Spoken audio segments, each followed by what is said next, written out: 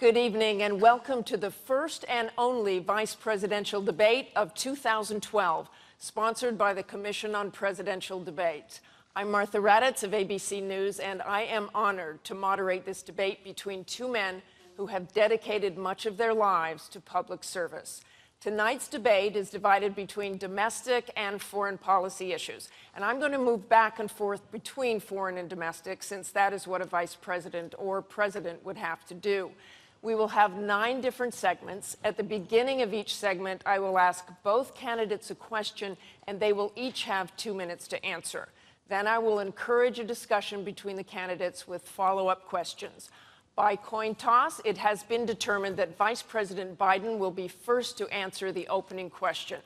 We have a wonderful audience here at Centre College tonight. You will no doubt hear their enthusiasm at the end of the debate. And right now, as we welcome Vice President Joe Biden and Congressman Paul Ryan.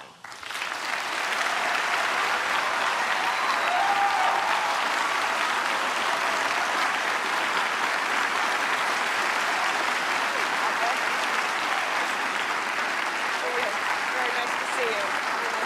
How you doing?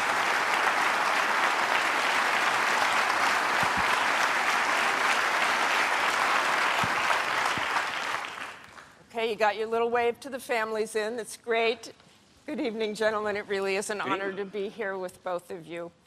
I would like to begin with Libya on a rather somber note. 1 month ago tonight, on the anniversary of 9/11, Ambassador Chris Stevens and 3 other brave Americans were killed in a terrorist attack in Benghazi. The State Department has now made clear there were no protesters there. It was a pre-planned assault by heavily armed men. Wasn't this a massive intelligence failure, Vice President Biden? What it was a tragedy, Martha. Chris Stevens was one of our best. We lost 3 other brave Americans, and I can make absolutely 2 commitments to you and all the American people tonight. One, we will find and bring to justice the men who did this. And secondly, we will get to the bottom of it, and wherever the facts lead us, wherever they lead us, we will make clear to the American public, because whatever mistakes are made will not be made again. When you're looking at a president, Martha, it seems to me that you should take a look at his most important responsibility. That's caring for the national security of the country. And the best way to do that is take a look at how he's handled the issues of the day. On Iraq, the president said he would end the war. Governor Romney said that was a tragic mistake. We should have left 30,000. He ended it. Governor Romney said that was a tragic mistake. We should have left 30,000 troops there. With regard to Afghanistan, he said he will end the war in 2014. Governor Romney said we should not set a date, number one, and number two, with regard to 2014, it depends. When it came to Osama bin Laden, the president, the first day in office, I was sitting with him in the Oval Office. He called in the CIA and signed an order saying my highest priority is to get bin Laden. Prior to the election, prior to him being sworn in, Governor Romney was asked the question about how he would proceed. He said, I wouldn't move heaven and earth to get bin Laden.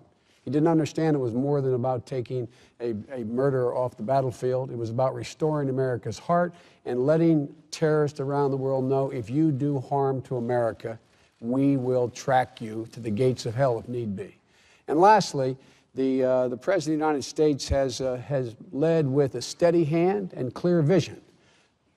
Governor Romney, the opposite. The last thing we need now is another war. Congressman Ryan. We mourn the loss of these 4 Americans who were murdered. When you take a look at what has happened just in the last few weeks, they sent the UN ambassador out to say that this was because of a protest and a YouTube video. It took the president 2 weeks to acknowledge that this was a terrorist attack. He went to the UN, and in his speech at the UN, he said 6 times he talked about the YouTube video. Look, if we are hit by terrorists, we're going to call it for what it is, a terrorist attack. Our ambassador in Paris has a Marine detachment guarding him. Shouldn't we have a Marine detachment guarding our ambassador in Benghazi, a place where we knew that there was an al-Qaeda cell with arms? This is becoming more troubling by the day. They first blamed the YouTube video. Now they're trying to blame the Romney-Ryan ticket for making this an issue. And with respect to Iraq, we had the same position before the withdrawal, which was, we agreed with the Obama administration. Let's have a status of forces agreement to make sure that we secure our gains. The vice president was put in charge of those negotiations by President Obama, and they failed to get the agreement.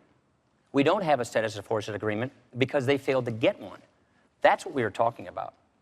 Now, when it comes to our veterans, we owe them a great debt of gratitude for what they've done for us, including your son, Bo. Thank you. But we also want to make sure that we don't lose the things we fought so hard to get. And with respect to Afghanistan, the 2014 deadline, we agree with the 2014 transition. But what we also want to do is make sure that we're not projecting weakness abroad. And that's what's happening here. This Benghazi issue would be a tragedy in and of itself, but unfortunately, it's indicative of a broader problem. And that is what we are watching on our TV screens is the unraveling of the Obama foreign policy, which is making the world more chaotic and us less safe. I just want to talk to you about right in the middle of the crisis. Governor Romney, and you're talking about this again tonight, talked about the weakness, talked about apologies from the Obama administration. Was that really appropriate right in the middle of the crisis? On that same day, the Obama administration had the exact same position. Let's recall that they disavowed their own statement that they had put out earlier in the day in Cairo. So we had the same position, but it's never too early to speak out for our values. We should have spoken out right away when the Green Revolution was up and starting, when the mullahs in Iran were attacking their people. We should not have called Bashar Assad a reformer when he was turning his Russian-provided guns on his own people. We should always stand up for peace, for democracy, for individual rights. And we should not be imposing these devastating defense cuts, because what that does, when we equivocate on our values, when we show that we're cutting our own defense, it makes us more weak. It projects weakness, and when we look weak, our adversaries are much more willing to test us. They're more brazen in their attacks, and our allies are less willing to trust us. With all due respect, that's a bunch of malarkey. And why is that so? Because not a single thing he said is accurate. First of all, be specific. I will be very specific. Number one, this lecture on embassy security. The congressman here cut embassy security in his budget by $300 million below what we asked for, number one. So much for the embassy security piece. Number two, Governor Romney, before he knew the facts, before he even knew that our ambassador was killed, he was out making a political statement which was panned by the media around the world. And this talk about this weakness, I don't understand what my friend's talking about here. This is a president who's gone out and done everything he has said he was going to do. This is a guy who's repaired our alliances so the rest of the world, Russia and China, to bring about the most devastating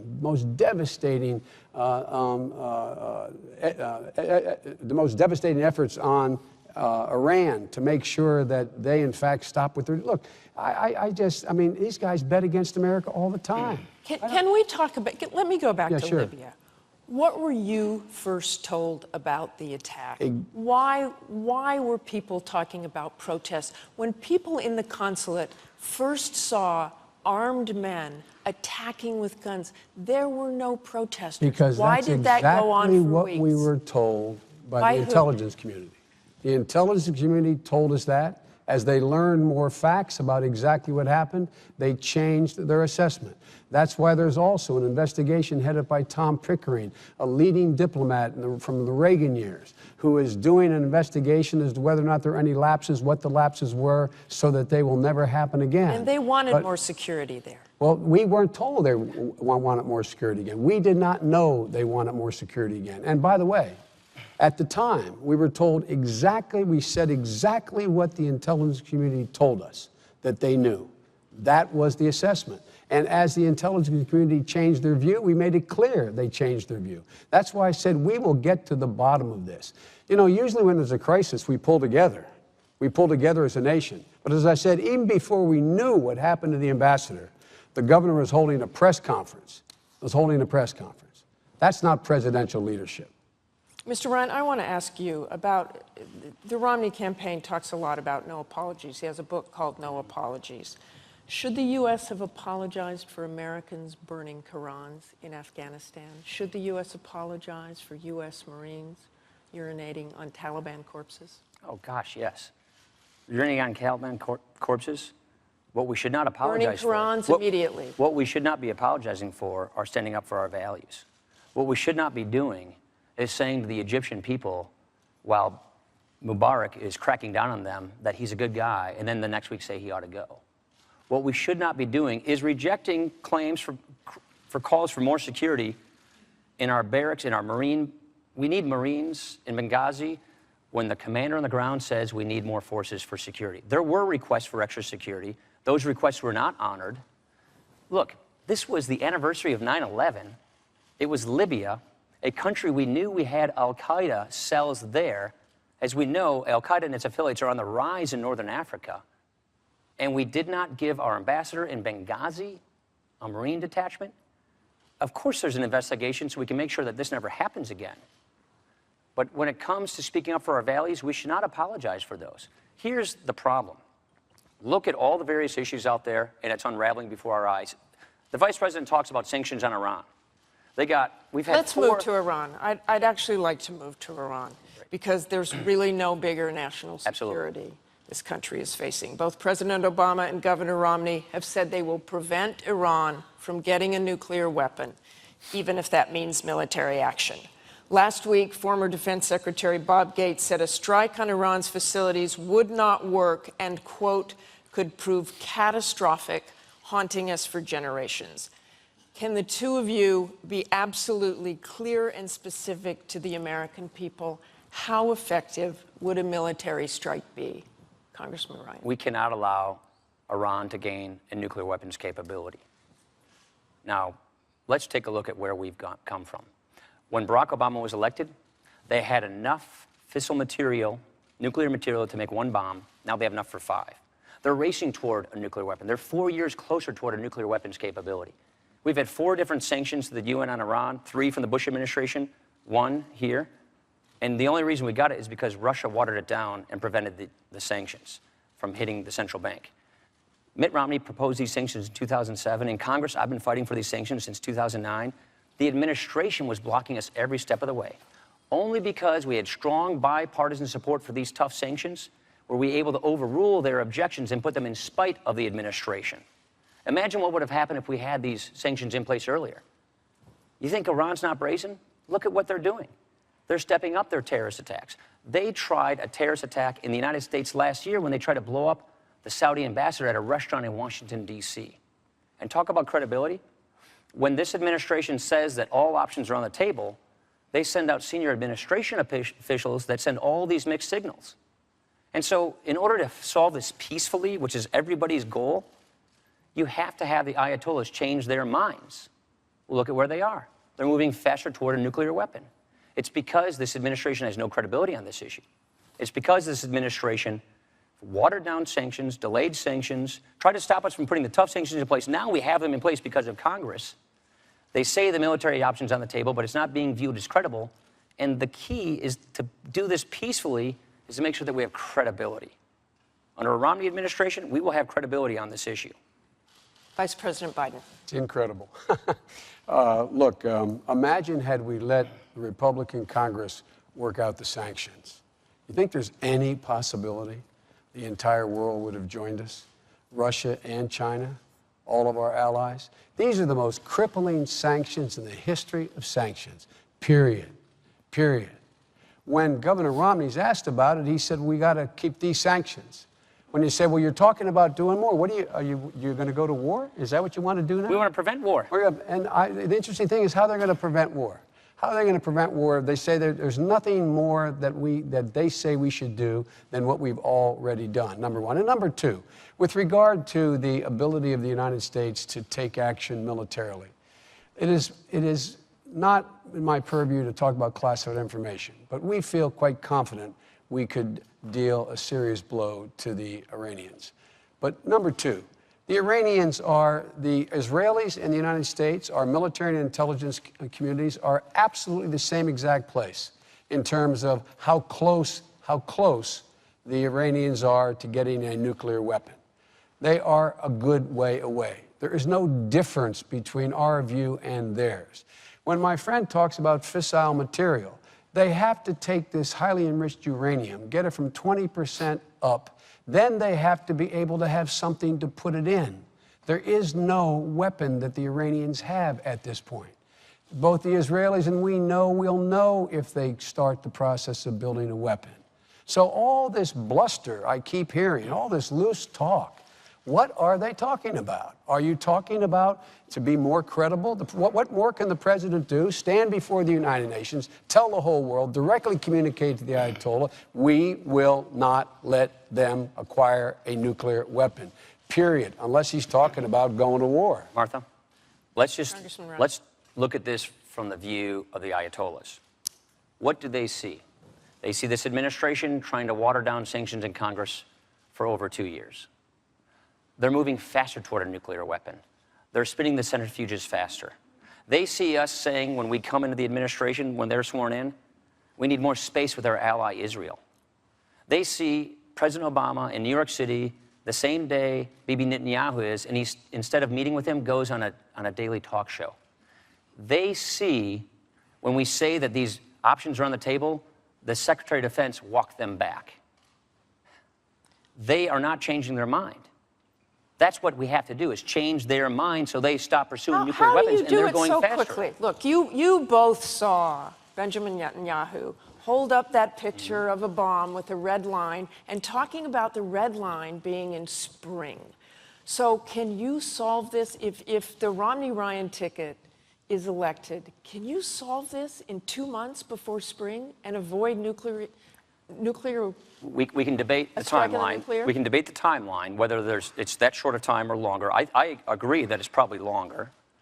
Number two, it's all about credibility. You don't agree with that bomb and what the Israelis might do. Look, we both, Vice President I don't want to Biden. go into classified stuff, but we both agree that to do this peacefully, you got to get them to change their minds. They're not changing their minds. And look at what this administration does. What do you do Let me tell you what the Ayatollah sees. You have to have the Ayatollah sees his economy being crippled. The Ayatollah sees that there are 50% fewer exports of oil. He sees the currency going into the tank. He sees the economy going into free fall. And he sees the world for the first time totally united in opposition to him getting a nuclear weapon. Now, with regard to Bibi, who's been my friend for 39 years, the president has met with Bibi a dozen times. He's spoken to Bibi Netanyahu as much as he's spoken to anybody. The idea that we're not, I was in just before he went to the UN, I was in a conference call with the president, with him talking to Bibi for well over an hour in stark relief and detail about what was going on. This is a bunch of stuff. Look, here's the deal. What does that mean, a bunch of stuff? Well, it means it's simply inaccurate. It's Irish. It's accurate. It is. We Irish call it malarkey. Thanks for the translation. No, Okay. We Irish call it malarkey. But last thing, the Secretary of Defense has made it absolutely clear. He didn't walk anything back. We will not allow the Iranians to get a nuclear weapon. What Bibi held up there was when they get to the point where they can enrich uranium enough to put into a weapon. They don't have a weapon to put it into. Let's all calm down a little bit here. Iran is more isolated today than when we took office. It was on the ascendancy when we took office. It is totally isolated. I don't know what world these guys are in. Thank heavens we have these sanctions in place. It's in spite of their opposition. Oh, God. They've given 20 waivers to this sanction. And all I have to point to are the results. They're 4 years closer toward a nuclear weapon. I think that case speaks for itself. Can you tell the American By the way, people what's worse, another war in the Middle East? To a nuclear weapon. They're closer to being able to get enough fissile material to put in a weapon if they had a weapon. You're acting a little bit like they don't want one, though. Oh, I didn't say, no, I'm not saying that. Facts matter, Martha. You're a foreign policy expert. Facts matter. All this loose talk about them, all they have to do is get to enrich uranium in a certain amount and they have a weapon. Not true. Not true. They are more, and if we ever have to take action, unlike when we took office, we will have the world behind us, and that matters. That matters. What about Bob Gates' statement? Let me read that again. Could prove catastrophic, haunting us for generations. He is right. It could prove catastrophic if we didn't do it with precision. And what it does is it undermines our credibility by backing up the point when we make it that all options are on the table. That's the point. The Ayatollahs see these kinds of statements and they think, I'm going to get a nuclear weapon. When when we see the kind of equivocation that took place because this administration wanted a precondition policy, so when the Green Revolution started up, they were silent for 9 days. When they see us putting they see us putting daylight between ourselves and our allies in Israel, that gives them encouragement. When they see Russia watering down any further sanctions, the only reason we got a UN sanction is because Russia watered it down and prevented these central-bank sanctions in the first place. So when they see this kind of activity, they are encouraged to continue, and that's the Martha, let me problem. tell you what Russia Let me did. ask you what's worse. War in the Middle East, another war in the Middle East, I'll tell you or a what's worse. nuclear-armed Iran. I'll tell you what's Quickly. worse. A nuclear-armed Iran, which triggers a nuclear arms race in the Middle East. This is the world's largest sponsor of terrorism. They've the dedicated only themselves thing to wiping an entire country off the map. They call us the Great Satan. And if they get nuclear weapons, other people in the neighborhood will pursue their nuclear weapons as well. Vice President We Biden. can't live with that. War should always be the absolute last resort. That's why these crippling sanctions with Bibi Netanyahu says we should continue, which, if I'm not mistaken, Governor Romney says we should continue. If I may be mistaken, he changed his mind so often, I could be wrong. But the fact of the matter is, he says they're working. And the fact is that they are being crippled by them. And we've made it clear, big nations can't bluff. This president doesn't bluff. Gentlemen, I want to bring the conversation to a different kind of national security issue, the state of our economy. The number one issue here at home is jobs. The percentage of unemployed just fell below 8% for the first time in 43 months. The Obama administration had projected that it would fall below 6% now after the addition of close to $1 trillion in stimulus money. So will both of you level with the American people? Can you get unemployment to under 6%, and how long will it take? I don't know how long it will Biden. take. We can and we will get it under 6%. Let's take a look at the facts. Let's look at where we were when we came to office. The economy was in free fall. We had the Great Recession hit. 9 million people lost their job. $1.6 trillion in wealth lost, in equity in your homes and retirement accounts for the middle class. We knew we had to act for the middle class. We immediately went out and rescued General Motors. We went ahead and made sure that we cut taxes for the middle class. And in addition to that, when that occurred, what did Romney do? Romney said, no, let Detroit go bankrupt. We moved in and helped people refinance their homes. Governor Romney said, no, let foreclosures hit the bottom. But it shouldn't be surprising for a guy who says 47% of the American people are unwilling to take responsibility for their own lives. My friend recently in a speech in Washington said 30% of the American people are takers. These people are my mom and dad, the people I grew up with, my neighbors. They pay more effective tax than Governor Romney pays in his federal income tax. They are elderly people who, in fact, are living off of Social Security. There are veterans and people fighting in Afghanistan right now who are, quote, not paying any taxes. I've had it up to here with this notion that 47%, it's about time they take some responsibility here. And instead of signing pledges to Grover Norquist not to ask the wealthiest among us to contribute to bring back the middle class, they should be signing a pledge saying to the middle class, we're going to level the playing field. We're going to give you a fair shot again. We are going to not repeat the mistakes we made in the past by having a different set of rules for Wall Street and Main Street, making sure that we continue to hemorrhage these tax cuts for the super wealthy. They're pushing the continuation of a tax cut that will give an additional $500 billion in tax cuts to 120,000 families. And they're holding hostage the middle class tax cut because they say we won't continue the middle class tax cut unless you give the tax cut for the super wealthy. It's about time they take some responsibility. Mr. Ryan. Joe and I are from similar towns. He's from Scranton, Pennsylvania. I'm from Janesville, Wisconsin. You know what the unemployment rate in Scranton is today? I sure do. It's 10%. Yeah. You know what it was the day you guys came in? 8.5%. Yeah. That's how it's going all around America. Look. You don't read the statistics. That's not how it's going. It's going down. This is his 2-minute answer, Look. please. Did they come in and inherit a tough situation? Absolutely. But we're going in the wrong direction. Look at where we are. The economy is barely limping along. It's growing at 1.3%. That's slower than it grew last year, and last year was slower than the year before. Job growth in September was slower than it was in August, and August was slower than it was in July. We're heading in the wrong direction. 23 million Americans are struggling for work today. 15% of Americans are living in poverty today. This is not what a real recovery looks like. We need real reforms for a real recovery, and that's exactly what Mitt Romney and I are proposing. It's a 5-point plan. Get America energy independent in North America by the end of the decade. Help people who are hurting get the skills they need to get the jobs they want. Get this deficit and debt under control to prevent a debt crisis. Make trade work for America so we can make more things in America and sell them overseas, and champion small businesses. Don't raise taxes on small businesses because they're our job creators. He talks about Detroit. Mitt Romney's a car guy. They keep misquoting him, but let me tell you about the Mitt Romney I know. This is a guy who I was talking to, a family in Northborough, Massachusetts the other day, Cheryl and Mark Nixon. Their kids were hit in a car crash, 4 of them. 2 of them, Rob and Reed, were paralyzed. The Romneys didn't know them. They went to the same church they never met before. Mitt asked if he could come over on Christmas. He brought his boys, his wife, and gifts. Later on, he said, I know you're struggling, Mark. Don't worry about their college. I'll pay for it. When Mark told me this story, because you know what? Mitt Romney doesn't tell these stories.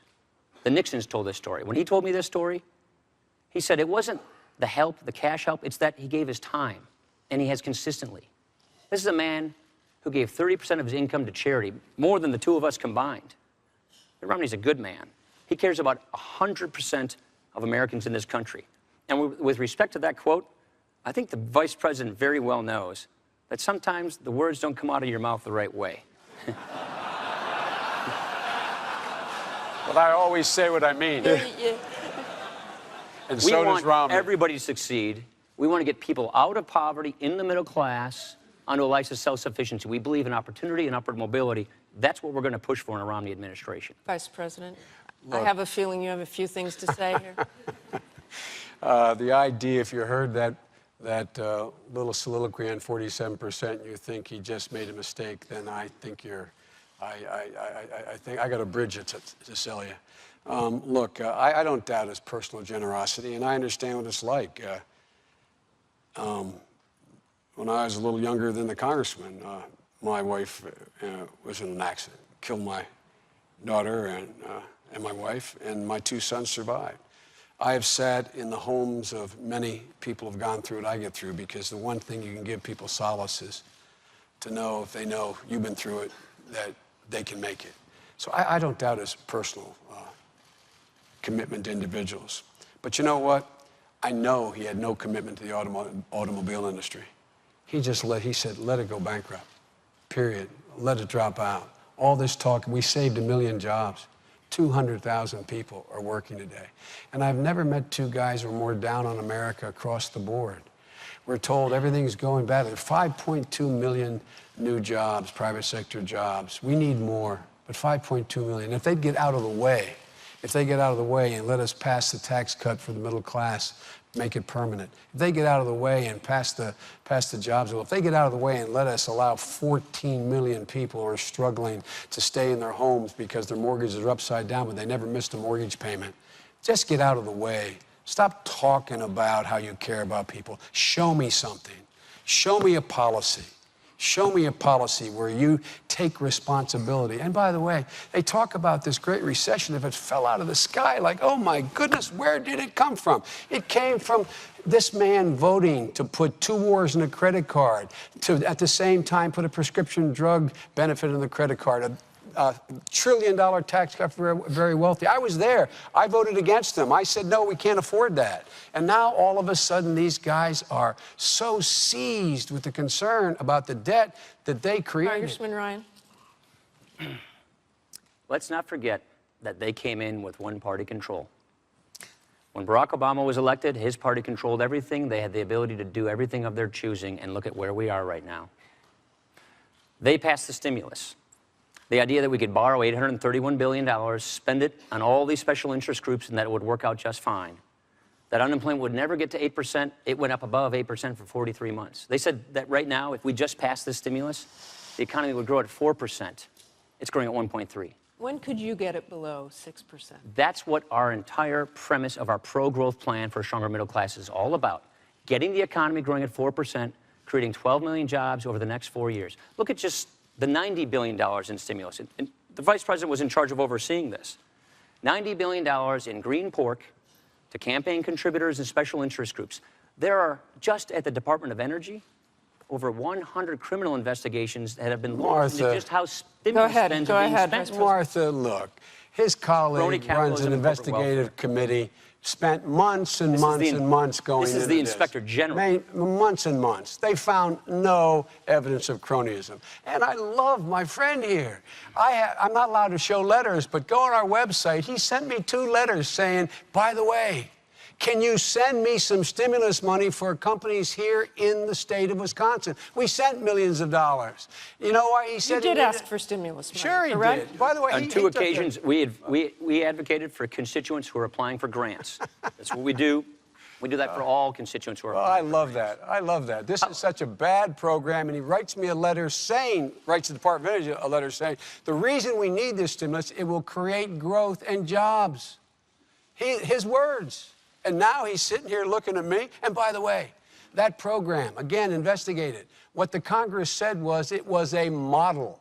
Less than 0.4% waste or fraud in the program. And all this talk about cronyism. They investigated, did not find one single piece of evidence. I wish he would just be a little more candid. Was it a good idea to spend taxpayer dollars on electric cars in Finland or on windmills in China? Look, was it a good idea to borrow all this money from countries like China and spend it on all these various different interest groups? Let me tell you, it was a good idea. It was a good idea. Moody's and others said that this was exactly what we needed. It stopped us from going off the cliff. It set the conditions to be able to grow again. We have, in fact, 4% of those green jobs didn't go under. Went under, it didn't work. It's a better batting average than investment bankers have. They have about a 40% right Where loss. are the 5 million green jobs that were being... I want to move on here to Medicare and entitlements. I think we've gone over this quite enough. And by the way, any letter you send me, I'll entertain. I appreciate that, Joe. Let's talk about Medicare and entitlements. Both Medicare and Social Security are going broke and taking a larger share of the budget in the process. Will benefits for Americans under these programs have to change for the programs to survive, Mr. Ryan? Absolutely. Medicare and Social Security are going bankrupt. These are indisputable facts. Look, when I look at these programs, we've all had tragedies in our lives. I think about what they've done for my own family. My mom and I had my grandmother move in with us who was facing Alzheimer's. Medicare was there for her, just like it's there for my mom right now, who's a Florida senior. After my dad died, my mom and I got Social Security survivors benefits. Helped me pay for college. It helped her go back to college in her 50s, where she started a small business because of the new skills she got. She paid all of her taxes on the promise that these programs would be there for her. We will honor this promise. And the best way to do it is reform it for my generation. You see, if you reform these programs for my generation, people 54 and below, you can guarantee they don't change for people in or near retirement, which is precisely what Mitt Romney and I are proposing. Look what Obamacare does. Obamacare takes $716 billion from Medicare to spend on Obamacare. Even their own chief actuary at Medicare backs this up. He says you can't spend the same dollar twice. You can't claim that this money goes to Medicare and Obamacare. And then they put this new Obamacare board in charge of cutting Medicare each and every year in ways that will lead to denied care for current seniors. This board, by the way, it's 15 people. The president's supposed to appoint them next year, and not one of them even has to have medical training. And Social Security, if we don't shore up Social Security, when we run out of the IOUs, when the program goes bankrupt, a 25% across-the-board benefit cut kicks in on current seniors in the middle of their retirement. We're going to stop that from happening. They haven't put a credible solution on the table. He'll tell you about vouchers. He'll say all these things to try and scare people. Here's what we're saying. Give younger people, when they become Medicare eligible, guaranteed coverage options that you can't be denied, including traditional Medicare. Choose your plan, and then Medicare subsidizes your premiums. Not as much for the wealthy people, more coverage for middle-income people, and total out-of-pocket coverage for the poor and the sick. Choice and competition. We would rather have 50 million future seniors determine how their Medicare is delivered to them instead of 15 bureaucrats deciding what, if, where, when they get it. Vice President Biden, 2 You know, I heard that death panel argument from Sarah Palin. It seems every vice presidential debate I hear this kind of stuff about panels. But let's talk about Medicare.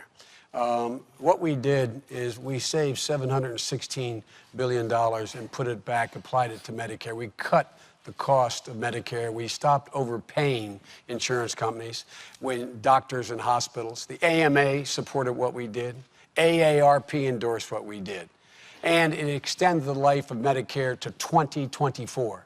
They want to wipe this all out. It also gave more benefits. Any senior out there, ask yourself, do you have more benefits today? You do. If you're near the donut hole, you have $800, $600 more to help your prescription drug costs. You get wellness visits without copays. They wipe all of this out, and Medicare becomes insolvent in 2016. Number one. Number two, guaranteed benefit. It's a voucher.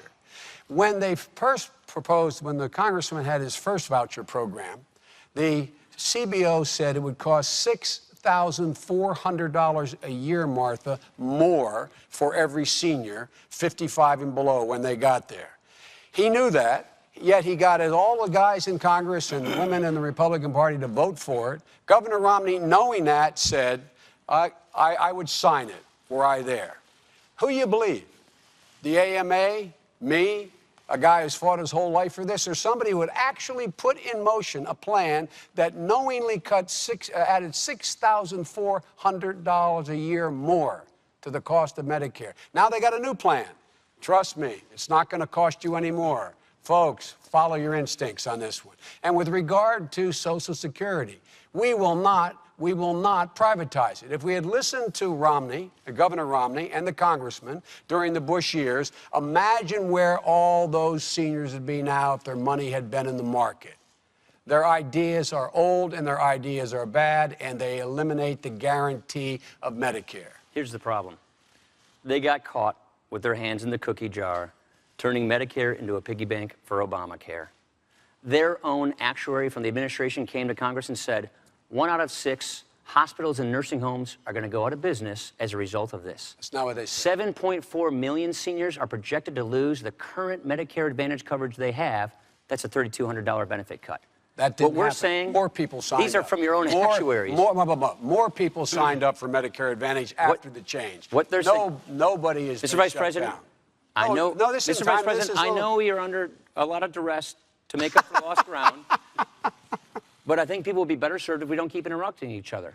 Well, don't take all the 4 minutes then. We're saying don't change benefits for people 55 and above. They already organized their retirement around these promises. Let me ask you this. What What is your specific plan for seniors who really can't afford to make up the difference in the value of what you call a premium support plan and others call a voucher? 100% coverage for them. That's what we're saying. So we're saying income adjust these premium support payments by taking down the subsidies for wealthy people. Look, this is a plan. By the way, that $6,400 number, it was misleading then. It's totally inaccurate now. This is a plan that's bipartisan. It's a plan I put together with a prominent Democrat senator from Oregon. There's not one Democrat who endorses it. Not one Democrat who signed Our partner is a Democrat from Oregon. And he said he does no longer support you for that. We put it together with the former Clinton budget director. Who disavows it. This idea came from the Clinton Commission to Save Medicare, chaired by Senator John Breaux. Here's the point, Martha. Which was rejected. If we don't fix this problem pretty soon, then current seniors get cut. Here's the problem.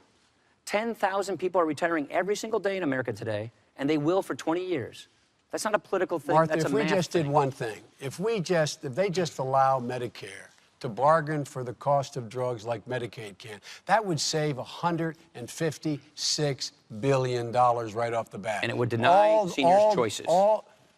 It has a Seniors are restricted not formula. denied. So Absolutely. They are not denied. Look, folks, all you seniors out there, have you been denied choices? Have you lost Medicare Advantage? Because it's working well right now. Signed up? Because Vice President Biden, let let me ask you, if it could help solve the problem, why not very slowly raise the Medicare eligibility age by 2 years, as Congressman Ryan suggests? Look, I was there when we did that with Social Security in 1983. I was one of 8 people sitting in the room that included Tip O'Neill negotiating with President Reagan.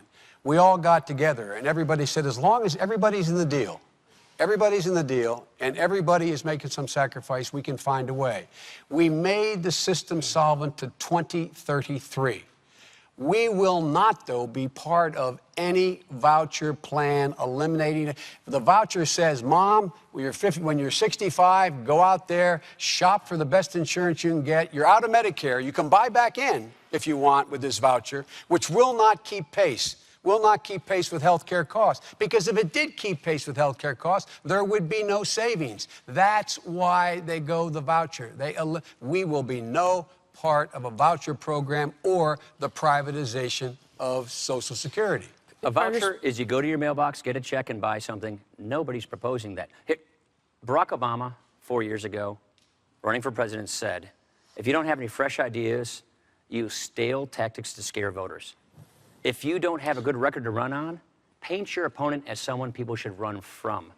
Make a big election You were about one of the small few ideas. lawmakers to stand with President Bush when he was seeking to partially privatize Social Security. For younger people, what we said then, okay, and what I've always agreed, is let younger Americans have a voluntary choice of making their money work faster for them within the Social Security system. That's not what Mitt Romney's proposing. What we're saying is no changes for anybody 55 and above. What Mitt Romney is proposing. And then the kinds of changes we're talking about for younger people like myself is don't increase the benefits for wealthy people as fast as everybody else. Slowly raise the retirement age over time. It wouldn't get to the age of 70 until the year 2103, according to the actuaries. Now, here's the issue. Quickly, Vice President. Quickly. The bottom line here is that all the studies show that if we went with Social Security proposal made by Mitt Romney, if you're 40, in your 40s now, you will pay $2,600 a year more. You get $2,600 a year less in Social Security. If you're in your 20s now, you get $4,700 a year less. The idea of changing, and change being in this case to cut the benefits for people without taking other action you could do to make it work, is absolutely the wrong way. These guys haven't been big on Medicare from the beginning. Their party's not been big on Medicare from the beginning, and they've always been about Social Security as little as you can do. Look, folks, use your common sense. Who do you trust on this? A man who introduced a bill that would raise it $6,400 a year, knowing it and passing it, and Romney saying he's signed it, or me and the president? That statistic was completely misleading, but more importantly, they were the facts, right? This is what politicians do when they don't have a record to run on. Try to scare people from voting for you. If you don't get ahead of this problem, it's going to tackle Medicare beneficiaries have more benefits. We're going to move on We're not to gonna a run very away. simple question to you. Medicare and Social Security did so much for my own family. We are not going to jeopardize this program, but we have to save it. You are jeopardizing the program. You're changing the program from a guaranteed benefit to premium support, whatever you call it. The bottom line is people are going to have to pay more money out of their pocket. And the families I know, the families I come from, they don't have the money to pay more. That's why we're saying more for lower income people and less for higher income people. I would like to move on to a very simple question for both of you, and something tells me I won't get a very simple answer, but let me ask you this. I gave you a simple answer. He's raising the cost of Medicare. Okay, on to taxes. If your ticket is elected, who will pay more in taxes, who will pay less? And we're starting with Vice President Biden for 2 minutes. The middle class will pay less, and people making $1 million or more will begin to contribute slightly more. Let me give you one concrete example. The continuation of the Bush tax cuts. We are arguing that the Bush tax cuts for the wealthy should be allowed to expire. Of the Bush tax cuts for the wealthy, $800 billion of that goes to people making a minimum of $1 million. We see no justification in these economic times for those, and they're patriotic Americans. They're not asking for this continued tax cut. They're not suggesting it, but my friends are insisting on it. 120,000 families, by continuing that tax cut, will get an additional $500 billion in tax relief in the next 10 years, and their income is an average of $8 million. We want to extend permanently the middle class tax cut permanently from the Bush middle class tax cut. These guys won't allow us to. You know what they're saying? We say, let's have a vote. Let's have a vote on the middle class tax cut, and let's have a vote on the upper tax cut. Let's go ahead and vote on it. They're saying no.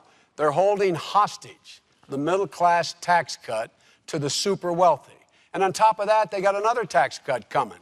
That's $5 trillion that all the studies point out will, in fact, give another $250 million, $250,000 a year to those 120,000 families, and raise taxes for people who are middle income with a child by $2,000 a year. This is unconscionable. There is no need for this. The middle class got knocked on their heels. The Great Recession crushed them. They need some help now. The last people who need help are 120,000 families for another $500 billion tax cut over the next 10 years. Congressman. Our entire premise of these tax reform plans is to grow the economy and create jobs. It's a plan that's estimated to create 7 million jobs. Now, we think that government taking 28% of a family and business's income is enough. President Obama thinks that the government ought to be able to take as much as 44.8% of a small business's income. Look, if you taxed every person in successful small business making over $250,000 at 100%, it only run the government for 98 days. If everybody who paid income taxes last year, including successful small businesses, doubled their income taxes this year, we'd still have a $300 billion deficit. You see, there aren't enough rich people and small businesses to tax to pay for all their spending. And so the next time you hear them say, don't worry about it, we'll get a few wealthy people to pay their fair share, watch out, middle class, the tax bill is coming to you. That's why we're saying we need fundamental tax reform. Let's take a look at it this way. 8 out of 10 businesses, they file their taxes as individuals, not as corporations. And where I come from, overseas, which is Lake Superior, the Canadians, they drop their tax rates to 15%.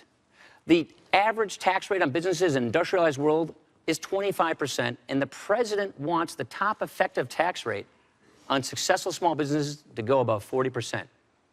2/3 of our jobs come from small businesses. This one tax would actually tax about 53% of small business income.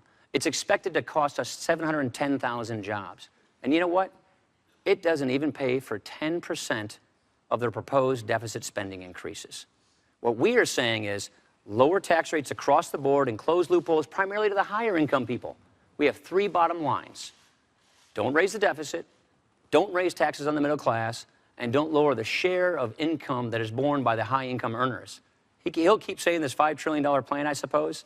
It's been discredited by 6 other studies, and even their own deputy campaign manager acknowledged that it wasn't correct. Well, let's talk about this 20%. You have refused, and again, to offer specifics on how you pay for that 20% across the board tax cut.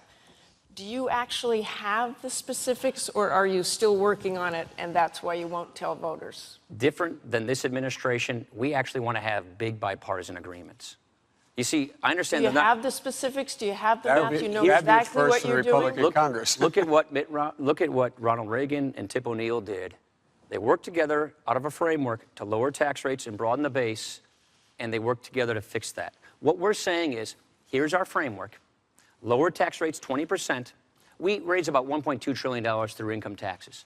We forego about $1.1 trillion in loopholes and deductions. And so what we're saying is, deny those loopholes and deductions to higher income taxpayers so that more of their income is taxed, which has a broader base of taxation, so we can lower tax rates across the board. Now, here's why I'm saying this. What we're saying is, here's the framework. I hope I'm going to get time to respond to this. You'll get time. We want to work with Congress on how best to achieve this. That means successful. Look, no specifics again. What we're saying is lower tax rates 20%, start with the wealthy, work with Congress to do it. You guarantee this math will add up? Absolutely. 6 studies have guaranteed. 6 studies have verified that this math adds up. But Vice President Biden. Look, Vice President Biden. Let me translate. Let me have a chance to translate. I'll come back in a second then, right? First of all, I was there when Ronald Reagan tax breaks, he gave specifics to what he was going to cut. No, number one, in terms of tax expenditures. Number two, 97% of the small businesses in America make less than $250,000. Let me tell you who some of those other small businesses are. Hedge funds that make $600–800 million a year. That's what they count as small businesses because they're pass-through. Let's look at how sincere they are. Governor Romney on 60 Minutes, I guess it was about 10 days ago, was asked, Governor, you pay 14% on $20 million. Someone making $50,000 pays more than that. Do you think that's fair? He said, oh, yes, that's fair. That's fair. And they're going to talk about, you think these guys are going to go out there and cut those loopholes? The loophole, the biggest loophole they take advantage of is the carried interest loophole and capital gains loophole. They exempt that. Now, there's not enough. The reason why the AEI study, the American Enterprise Institute study, the Tax Policy Center study, the reason they all say taxes will go up in the middle class, the only way you can find $5 trillion in loopholes is cut the mortgage deduction for middle-class people, cut the health care deduction for middle-class people, take away their ability to get a tax break to send their kids to college. That's why they arrive. Is he wrong about that? He is wrong about that. You can cut tax rates by 20%. And still preserve these important preferences for middle-class taxpayers. Not mathematically possible. It is mathematically possible.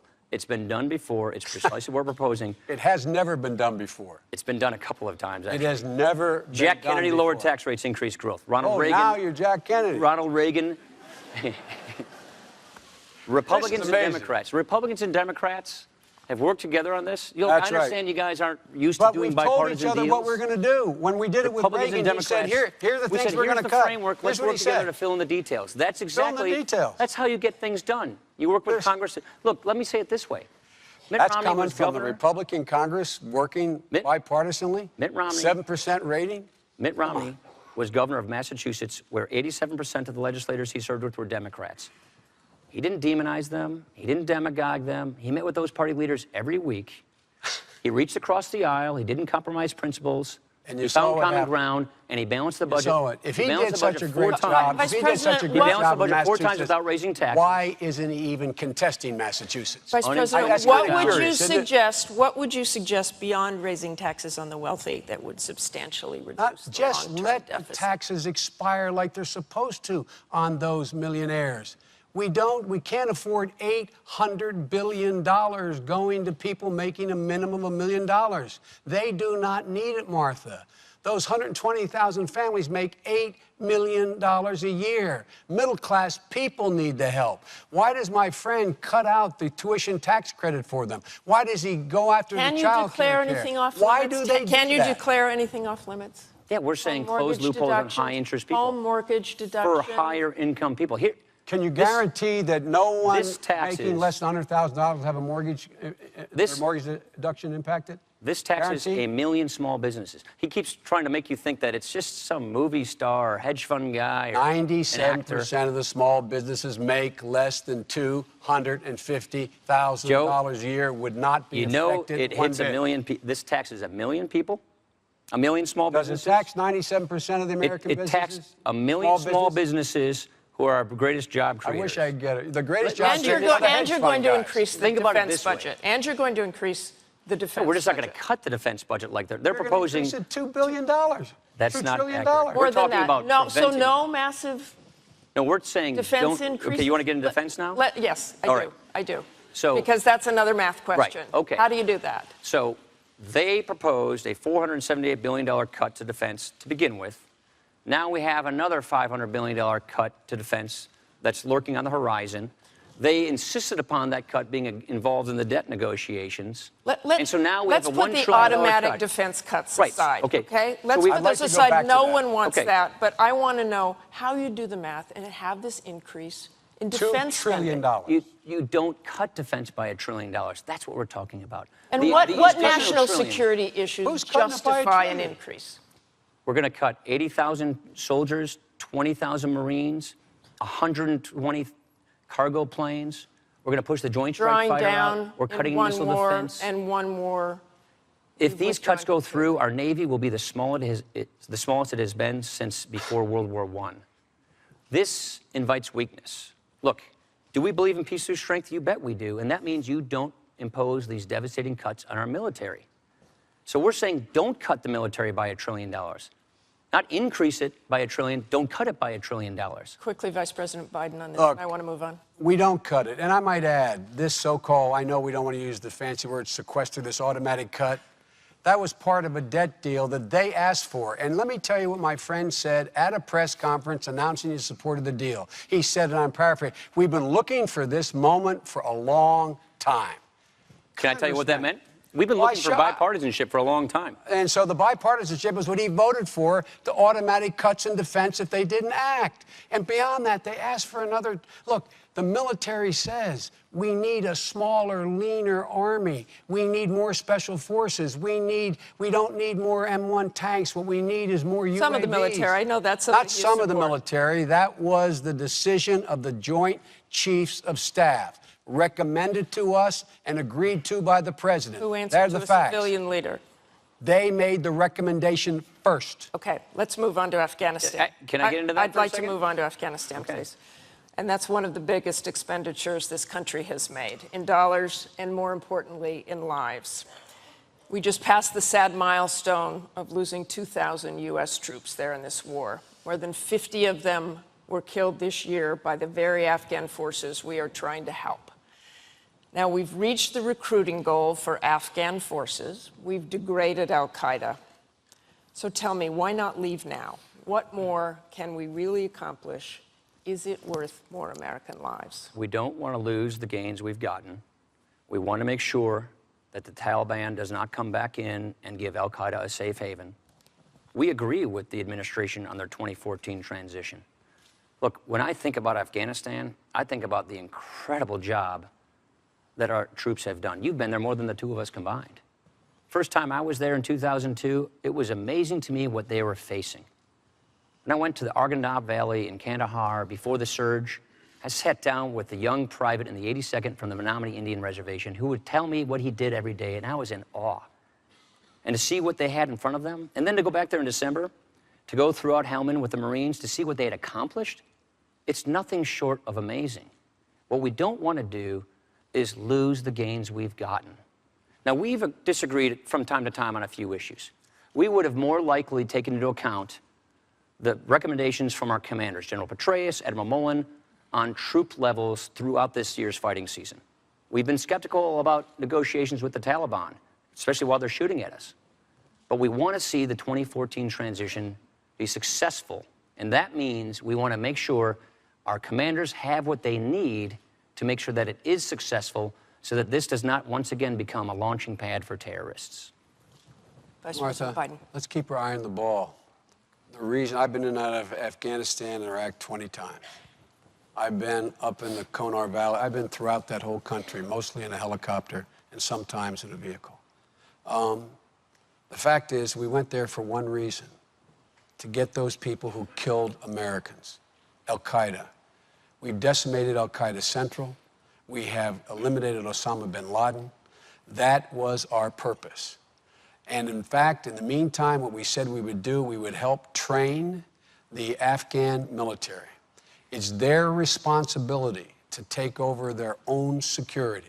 That's why with 49 of our allies in Afghanistan, we've agreed on a gradual drawdown, so we're out of there by the year 2014. My friend and the governor say it's based on conditions, which means it depends. It does not depend for us. It is the responsibility of the Afghans to take care of their own security. We have trained over 315,000, mostly without incident. There have been more than 24 cases of green on blue where Americans have been killed. If the measures the military has taken do not take hold, we will not go on joint patrols. We will not train in the field. We'll only train in the Army bases that exist there. But we are leaving. We are leaving in 2014, period. And in the process, we're going to be saving over the next 10 years another $800 billion. We've been in this war for over a decade. The primary objective is almost completed. Now all we're doing is putting the Kabul government in a position to be able to maintain their own security. It's their responsibility, not America's. What conditions could justify staying, Congressman Ryan? We don't want to stay. We want, look, one of my best friends in Janesville, a reservist, is at a forward operating base in eastern Afghanistan right now. Our wives are best friends, our daughters are best friends. I want him and all of our troops to come home as soon and safely as possible.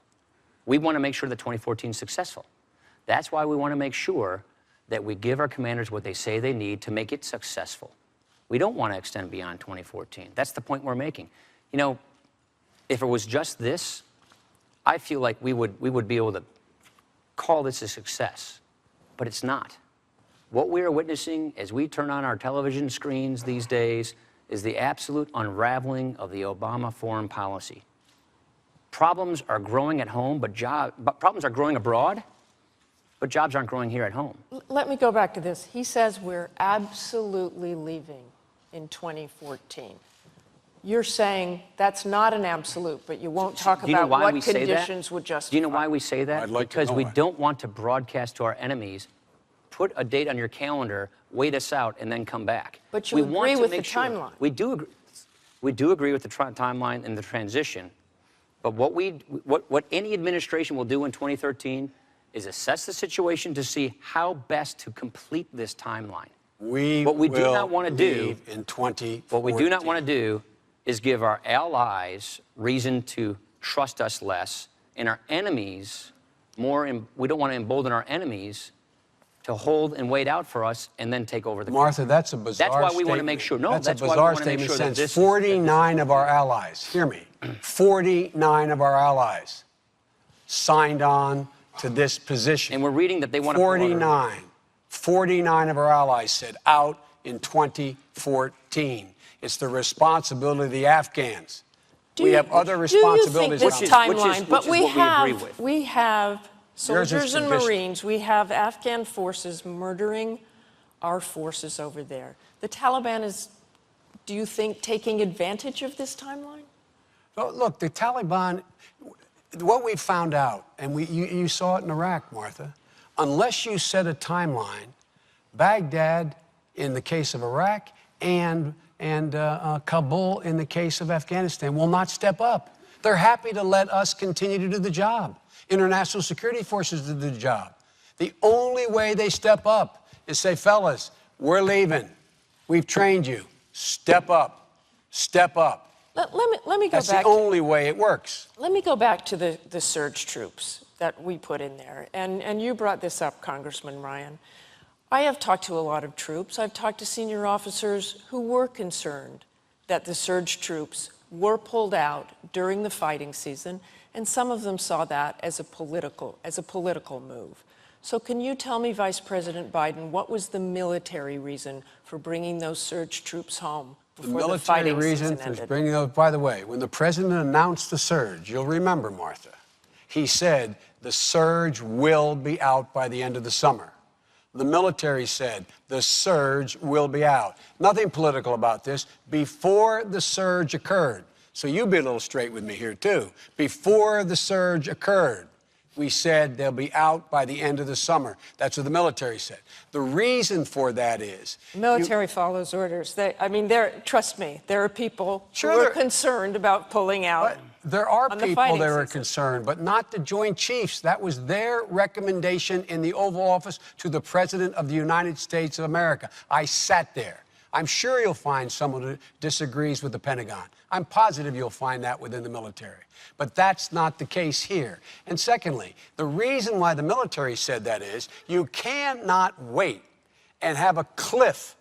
It takes, months and months and months to draw down forces. Let me try and illustrate the issue here, because I think this can get a little confusing. We've all met with General Allen and General Scaparrotti in Afghanistan to talk about fighting seasons. Here's the way it works. The mountain passes fill in with snow. The Taliban and the terrorists and the Haqqani and the Quetta come over from Pakistan to fight our men and women. When it fills in with snow, they can't do it. That's what we call fighting seasons. In the warm months, fighting gets really high. In the winter, it goes down. And so when Admiral Mullen and General Petraeus came to Congress and said, if you pull these people out before the fighting season is end, it puts people more at risk. That's the problem. Yes, we drew 22,000 troops down last month, but the remaining troops that are there, who still have the same mission to prosecute counterinsurgency, are doing it with fewer people. That makes them less safe. We're sending fewer people out in all these hotspots to do the same job that they were supposed to do a month ago. Because we but we took turned 22,000 people out for them to do over it. to the Afghan troops we trained. No one got pulled out that didn't get filled in by trained Afghan personnel. And he's conflating two issues. The fighting season that Petraeus was talking about and Admiral Mullen was the fighting season this spring. That's what he was talking about. We did not pull them out. The calendar works the same every year. It does work the same every year. And we're Spring, not staying summer, there. fall. It's warm or it's not. They're still fighting us. They're still coming over the passes. They're still coming in to Zabul, to Kunar, to all of these areas, but we are sending fewer people to the front to fight them, and that's right, safe. because that's the Afghan responsibility. We've trained them. Not in the East. Let's move to another war. Not in the East. Well, RC East, RC East, the most dangerous place in the world. That's why we don't want to send fewer people to do the job. That's why we should send Americans in to do the job instead of the... You'd rather Americans be going in and doing the job instead of the we are already trained. sending Americans to do the job, but fewer of them. That's the whole That's point. right. We're sending in more Afghans to do the job. Afghans to do the job. Let's move to another war, the civil war in Syria, where there are estimates that more than 25,000, 30,000 people have now been killed. In March of last year, President Obama explained the military action taken in Libya by saying it was in the national interest to go in and prevent further massacres from occurring there. So why doesn't the same logic apply in Syria? It's a different country. It's a different country. It is 5 times as large geographically.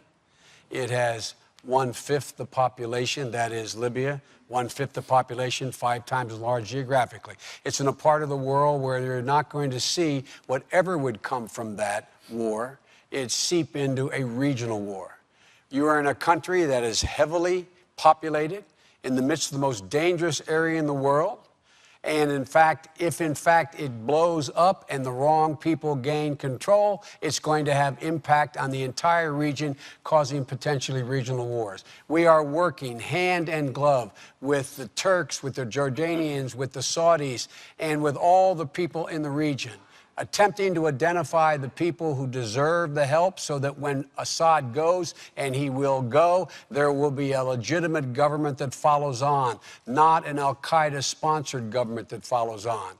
And all this loose talk of my friend Governor Romney and the Congressman about how we could do so much more in there. What more would they do other than put American boots in the ground? The last thing America needs is to get in another ground war in the Middle East, requiring tens of thousands, if not well over 100,000 American forces. They are the facts. They are the facts. Now, every time the governor is asked about this, he doesn't say anything. He goes up with a whole lot of verbiage, but when he gets pressed, he says, no, he would not do anything different than we are doing now. Are they proposing putting American troops in the ground? Putting American aircraft in the airspace? Is that what they're proposing? If they do, they should speak up and say so. But that's not what they're saying. We are doing it exactly like we need to do to identify those forces who, in fact, will provide for a stable government and not cause a regional Sunni-Shia war when Bashir Assad falls. Congressman Ryan. Nobody is proposing to send troops to Syria, American troops. Now, let me say it this way. How would we do things differently? We wouldn't refer to Bashar Assad as a reformer when he's killing his own civilians with his Russian-provided weapons. We wouldn't be outsourcing our foreign policy to the United Nations, giving Vladimir Putin veto power over our efforts to try and deal with this issue. He's vetoed 3 of them. Hillary Clinton went to Russia to try and convince them not to do so. They thwarted her efforts. She said they were on the wrong side of history. She was right about that. This is just one more example of how the Russia reset's not working. And so where are we? After international pressure mounted, then President Obama said Bashar Assad should go. It's been over a year. The man has slaughtered tens of thousands of his own people, and more foreign fighters are spilling into this country. So the longer this has gone on, the more groups like al-Qaeda are going in.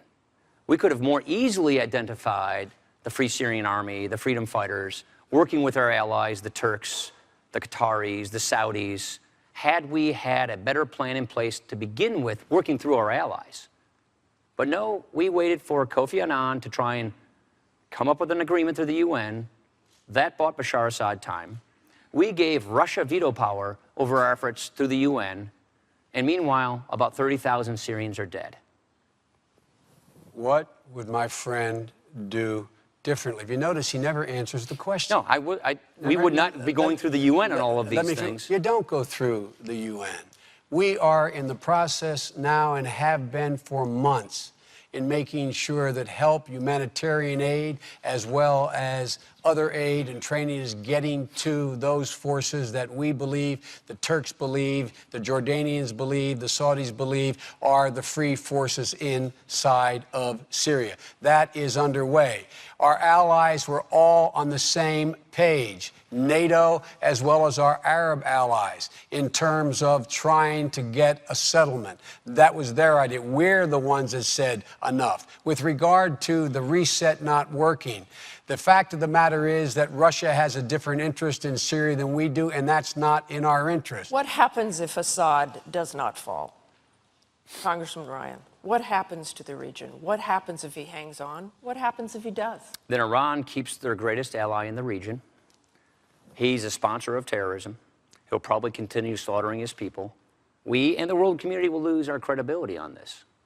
Look, he mentioned the reset. So what would Romney Ryan do about that credibility? Well, we agree with the same red line, actually, they do on chemical weapons, but not putting American troops in other than to secure those chemical weapons. They're right about that. But what we should have done earlier is work with those freedom fighters, those dissidents in Syria. We should not have called Bashar Assad a reformer. And we should not have waited for Russia to give us the green light. We should not have waited for Russia to give us the green light at the UN to do something about it. They're still arming the man. Iran is flying flights over Iraq. And the opposition is being armed. To help Bashar Assad.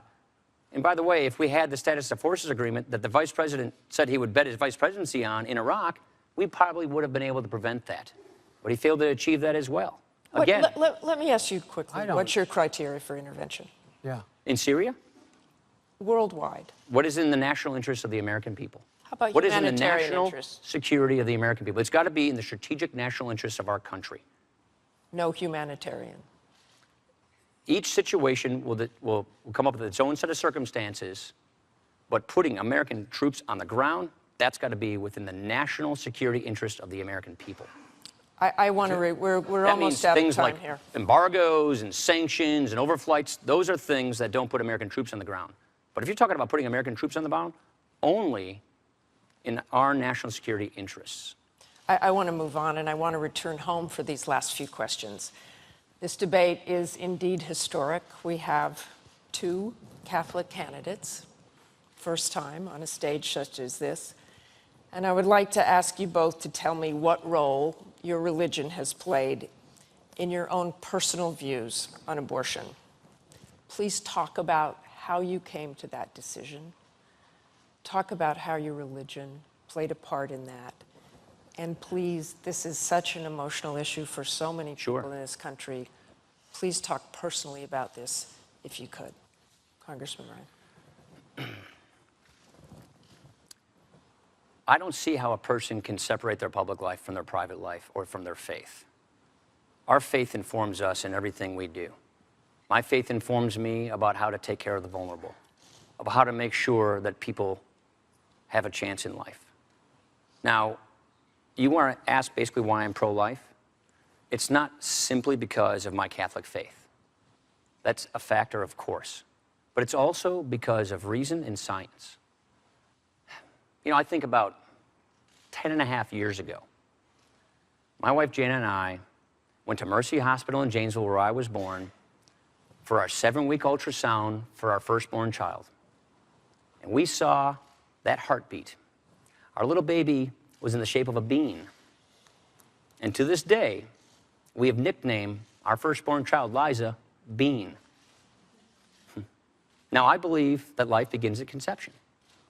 That's why Those are the reasons why I'm pro-life.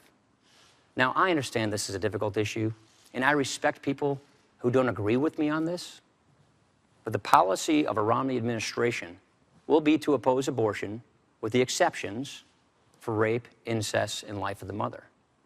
What troubles me more is how this administration has handled all of these issues. Look at what they're doing through Obamacare with respect to assaulting the religious liberties of this country. They're infringing upon our first freedom, the freedom of religion, by infringing on Catholic charities, Catholic churches, Catholic hospitals. Our church should not have to sue our federal government to maintain their religious liberties. And with respect to abortion, the Democratic Party used to say they want it to be safe, legal, and rare. Now, they support it without restriction and with taxpayer funding. Taxpayer funding in Obamacare, taxpayer funding with foreign aid. The vice president himself went to China and said that he sympathized or wouldn't second guess their one-child policy of forced abortions and sterilizations. That, to me, is pretty extreme. Vice President Biden. My religion defines who I am.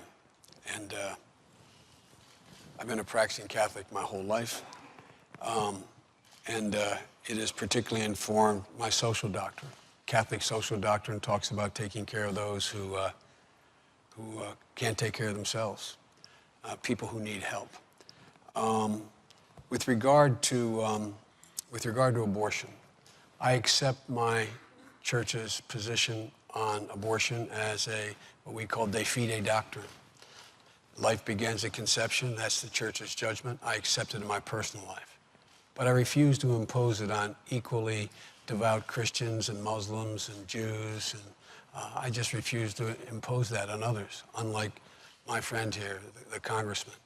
I do not believe that we have a right to tell other people that women, they can't control their body. It's a decision between them and their doctor. In my view, in the Supreme Court, I'm not going to interfere with that. With regard to the assault on the Catholic Church, let me make it absolutely clear.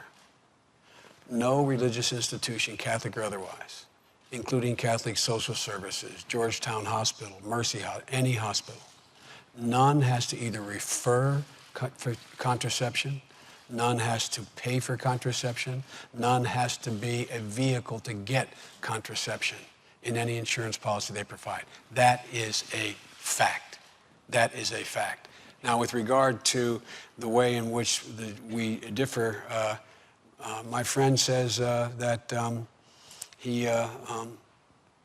well, I guess he accepts Governor Romney's position now, because in the past he has argued that there's rape and forcible rape. He's argued that in the case of rape or incest, it would be a crime to engage in having an abortion.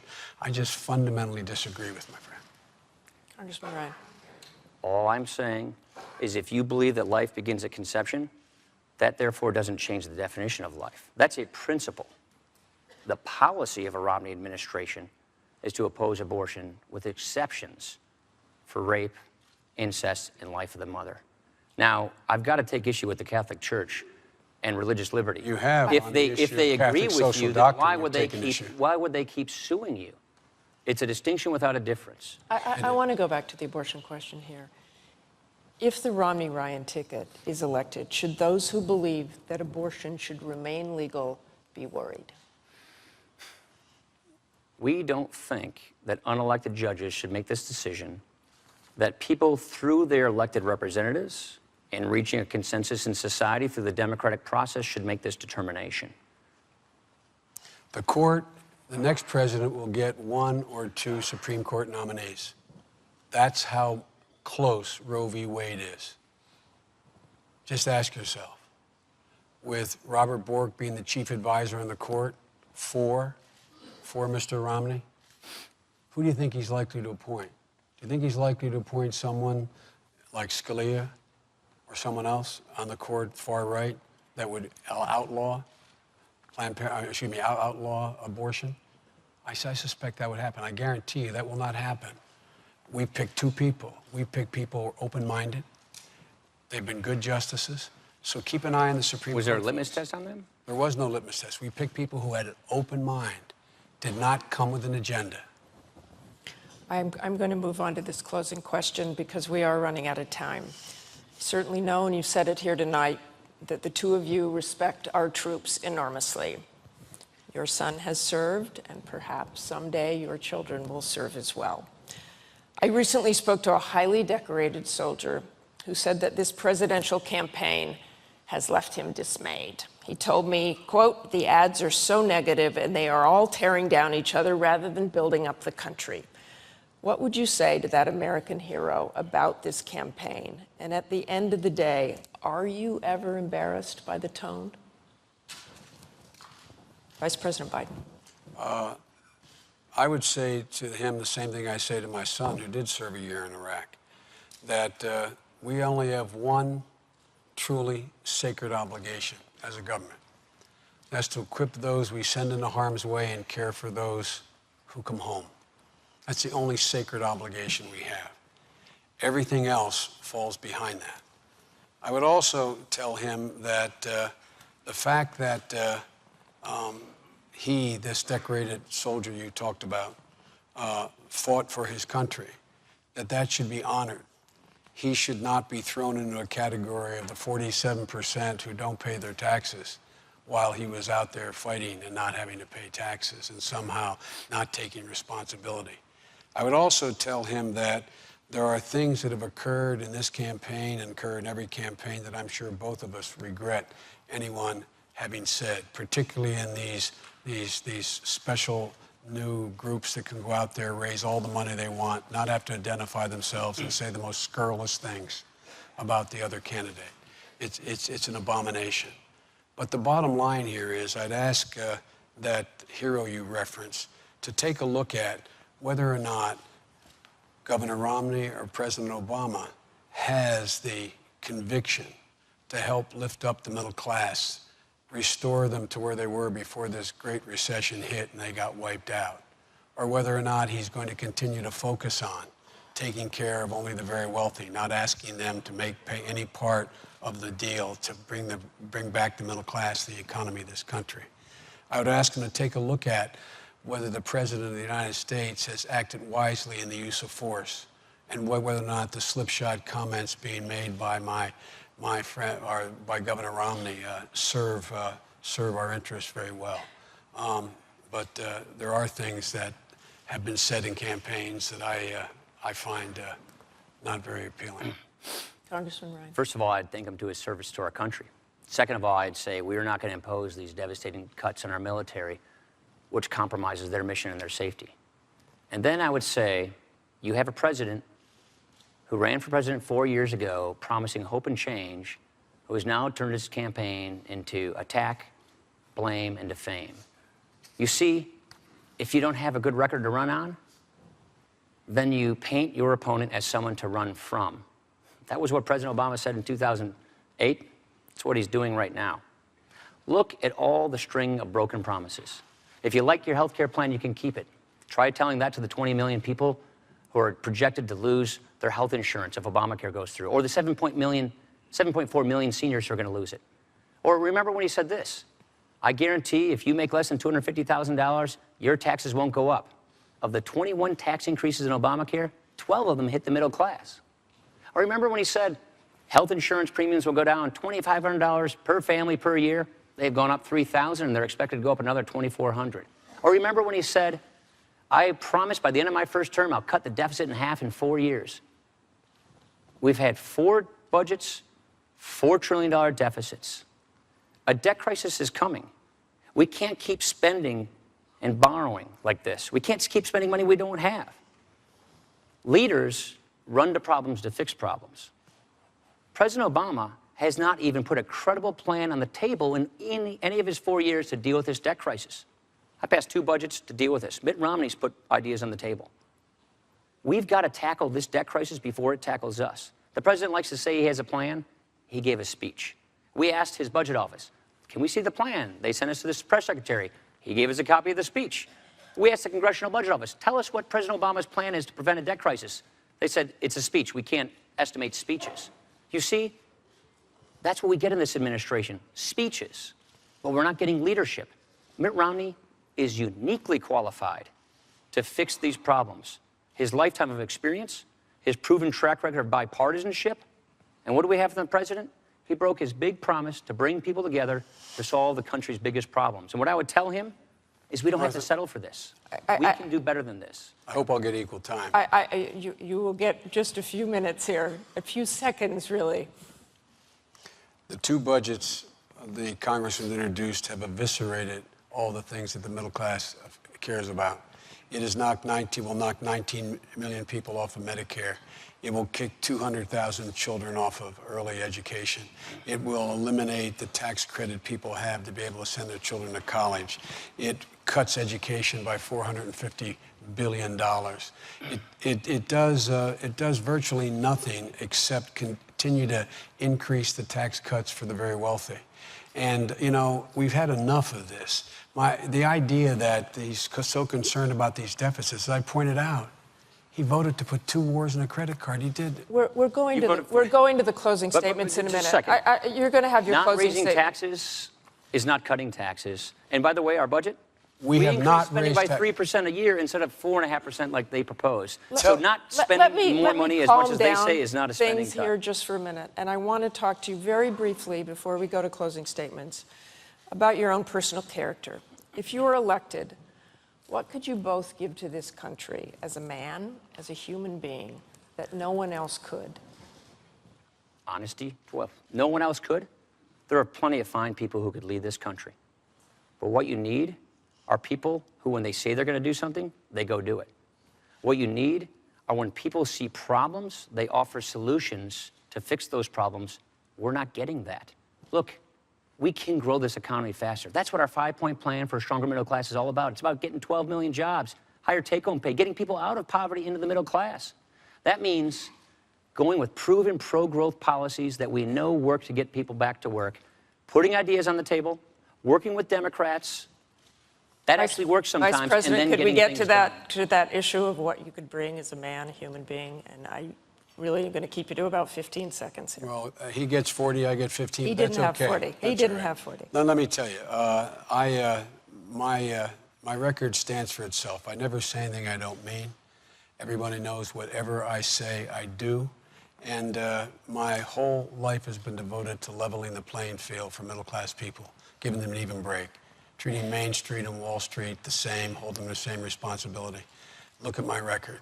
It's been all about the middle class. They're the people who grow this country. We think you grow this country from the middle out, not from the top down. Okay, we now turn to the candidates for their closing statements. Thank you, gentlemen. And that coin toss, again, has Vice President Biden starting with the closing statement. Well, let me say at the outset that I want to thank you, Martha, for doing this, and Senator College. The fact is that we're in a situation where we inherited a god-awful circumstance. People are in real trouble. We acted to move to bring relief to the people who need the most help now. And in the process, we, in case you haven't noticed, we have strong disagreements, but you probably detected my frustration with their attitude about the American people. My friend says that 30% of the American people are takers. Romney points out 47% of the people won't take responsibility. He's talking about my mother and father. He's talking about the places I grew up in, my neighbors in Scranton and Claymont. He's talking about the people that built this country. All they're looking for, Martha, all they're looking for is an even shot. Whenever you give them a shot, they've done it. They've done it. Whenever you've leveled the playing field, they've been able to move. And they want a little bit of peace of mind. And the president and I are not going to rest until that playing field is leveled.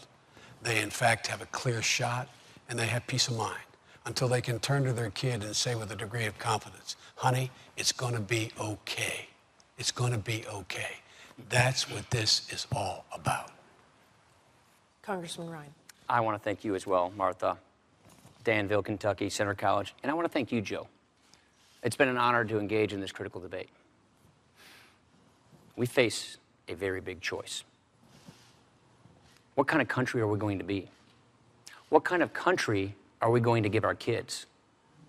President Obama, he had his chance. He made his choices.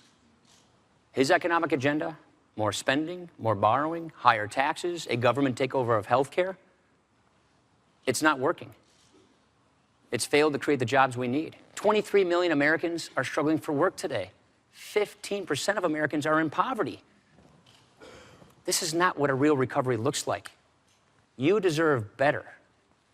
Mitt Romney and I want to earn your support.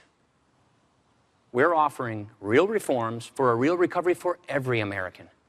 Mitt Romney, his experience, his ideas, his solutions, is uniquely qualified to get this job done. At a time when we have a jobs crisis in America, wouldn't it be nice to have a job creator in the White House? The choice is clear. A stagnant economy that promotes more government dependency, or a dynamic, growing economy that promotes opportunity and jobs. Mitt Romney and I will not duck the tough issues. And we will not blame others for the next 4 years. We will take responsibility. And we will not try to replace our founding principles. We will reapply our founding principles. The choice is clear, and the choice rests with you. And we ask you for your vote. Thank you. And thank you both again. Thank you very much. This concludes the vice presidential debate. Please tune in next Tuesday for the second presidential debate at Hofstra University in New York. I'm Martha Raddatz of ABC News. I do hope all of you go to the polls. Have a good evening.